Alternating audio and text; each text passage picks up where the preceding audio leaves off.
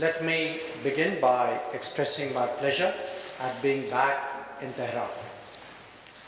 I had today a very useful exchange of views with my dear colleague Dr. Amirabdolahian.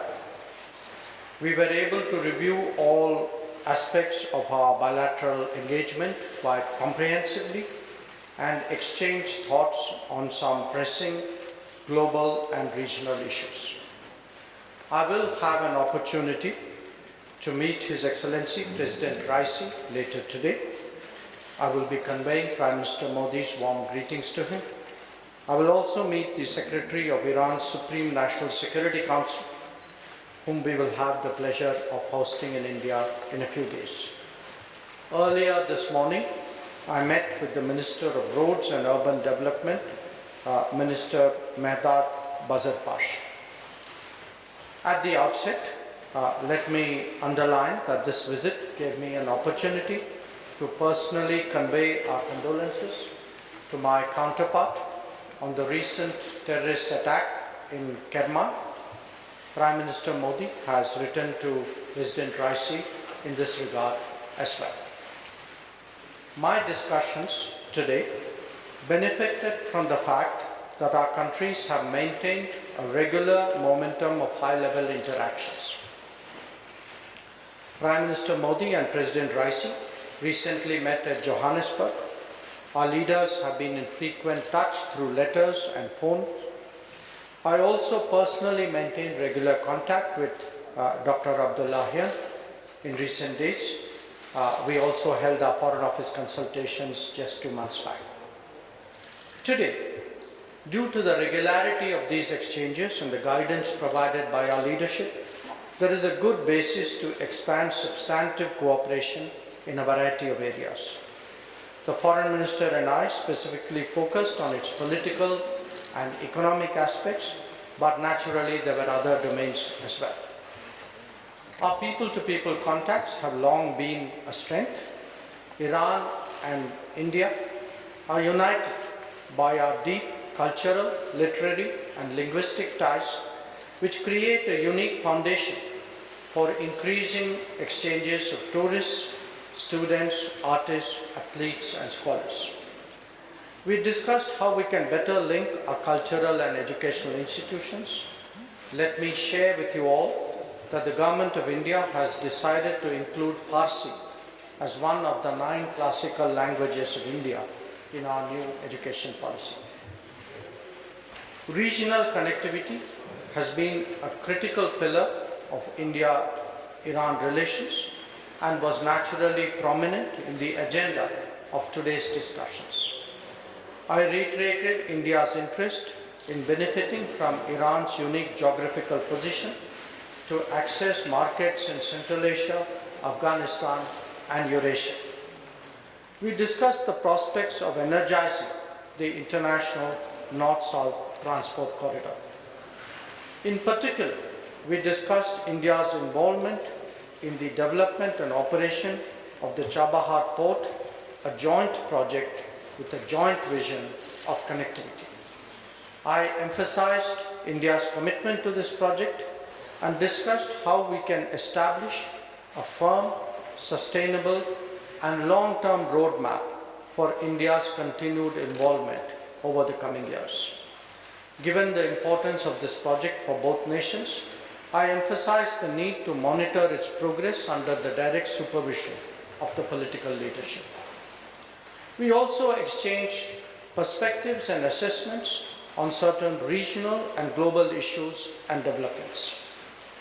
Both of us are concerned about recent events in West Asia, which some call Middle East, and we emphasized the importance of preventing further escalation of violence and hostilities.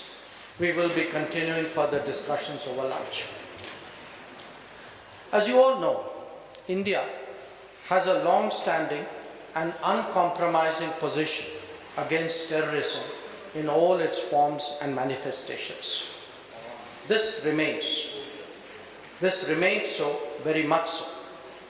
At the same time, we strongly believe that it is imperative to avoid loss of civilian life in any conflict situation. The deeply concerning situation in Gaza was naturally a subject of our discussions. The loss of civilian lives, especially that of women and children, was our primary focus. There is a visible humanitarian crisis that needs to be addressed, and the creation of sustainable humanitarian corridors is the need of the day. We welcome the international community's efforts in that direction. India itself has delivered shipments of relief material to Gaza and contributed to the UNRWA. On the issue of Palestine, let me reiterate India's long-standing support for a two-state solution where the Palestinian people are able to live freely in an independent country within secure borders. I stressed on the need for all parties to avoid provocative and escalatory actions and to facilitate movement towards dialogue and diplomacy. As you are all aware, there have also been recently a perceptible increase in threats to the safety of maritime commercial traffic in this important part of the Indian Ocean. The Minister also referred to it. We have even seen some attacks in the vicinity of India. This is a matter of grave concern to the international community. Obviously, it also has a direct bearing on India's energy and economic interests. This fraud situation is not to the benefit of any party, and this must be clearly recognized. Dr. Abdullahian and I will be reviewing developments in Afghanistan, we spoke about it briefly, and continue our long-standing dialogue about its stability and security. Another area that we intend to touch upon is the Caucasus, and we will be discussing various aspects of the conflict in Ukraine and their implications. This is my first visit to Iran after its membership of the BRICS was approved in September 2023 in South Africa. As a strong advocate of Iran's joining, India was particularly pleased with the outcome. We also work closely together in the SCO and in multilateral organizations. Both of us will be present in Kampala soon for the NAM summit.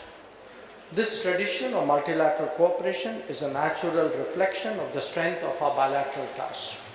We also very much appreciate Iran's contribution to the voice of the Global South summits that were convened by India last year. Friends, I am confident that today's exchanges will give momentum to our bilateral cooperation and also further enhance our understanding of each other's positions on important regional and global issues.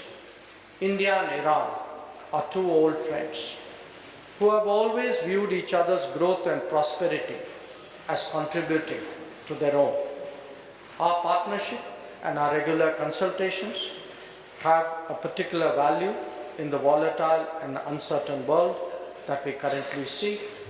I thank you all for your attention.